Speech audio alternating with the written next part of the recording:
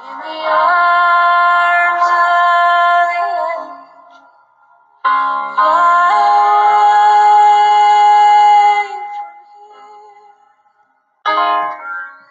Just kidding. I won't put you through that. Good evening, everyone. My name is Ludwig, and welcome to my fifth and final recorded speech for English 241. Now, I'm sure I'm not the only one that can say they've sat through many of the Sarah McLachlan commercials in the past. Her sad videos filled with images of poor, sick dogs. But I do appreciate the message that she's trying to convey in her videos. So I'd like to spend the next few minutes giving you some insight and information as to why I agree with Sarah and why I personally feel it's better to adopt a new pet rather than purchase one from a pet store. Using the information that I've gathered from some highly reputable sources, I'll outline some of the facts and statistics that may help to persuade you to also adopt your next pet rather than purchasing from a pet store. So to begin my debate over why adoption is my preferred method of gaining a new furry family member, let's look at some statistics.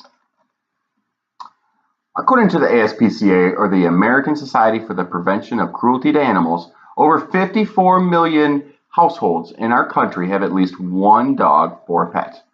54 million. That's 44% of all American households. All these dogs had to come from somewhere.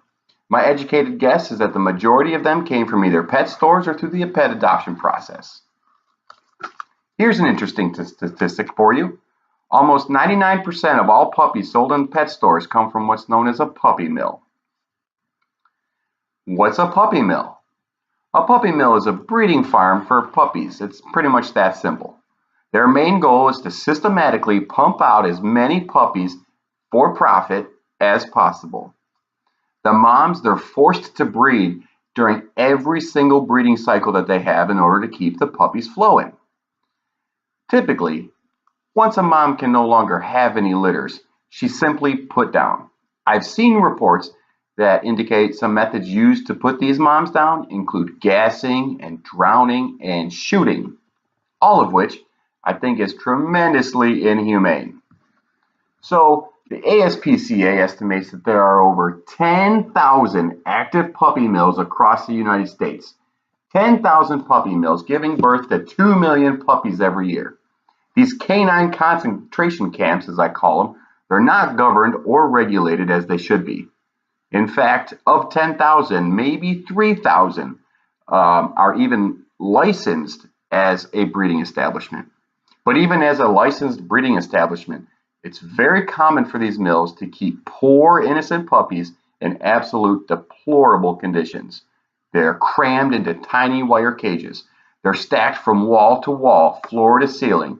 These puppies are certain to have serious issues when they grow.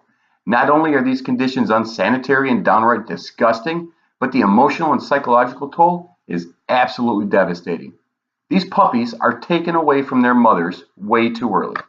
These poor pups live a life no better than an inmate locked in solitary confinement in some prison.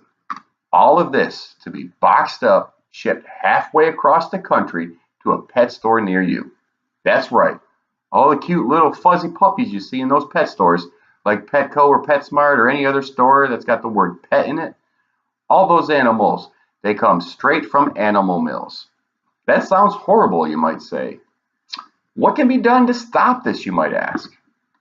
The answer is very simple, my friends. Don't buy animals from pet stores, period. Find a rescue group. Visit your local shelter. Don't support these puppy mills. Give adoption a try. Some of my best pets have been adopted, and especially since they only cost a fraction of what the pet stores would charge. They're amazing pets with lots of love and lots of laughter. The Humane Society of the United States, it estimates that over 600,000 dogs and 800,000 cats are euthanized every year. That's an outrageous number, considering that there are still people who are continually supporting these puppy mills. These poor animals have the same desire as we do, to feel loved, to feel safe, to feel happy. They didn't ask to live in cages. They didn't ask to live wallowing in their own filth. So let's come together and empty those overflowing shelters and rescues and put pet stores out of business once and for all. In conclusion, I sincerely hope that I laid out some irrefutable evidence that shows the horrors of what these pet stores are sponsoring.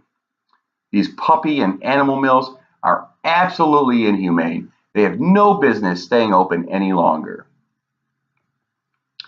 So if you or someone you know is looking to add a new furry family member, my hope is that you think about this conversation and decide to adopt rather than go to a pet store and purchase one. Thank you for your time and attention. And as Bob Barker said after every episode of The Price is Right, remember to have your pets spayed or neutered to help control the pet population. Good night, everyone.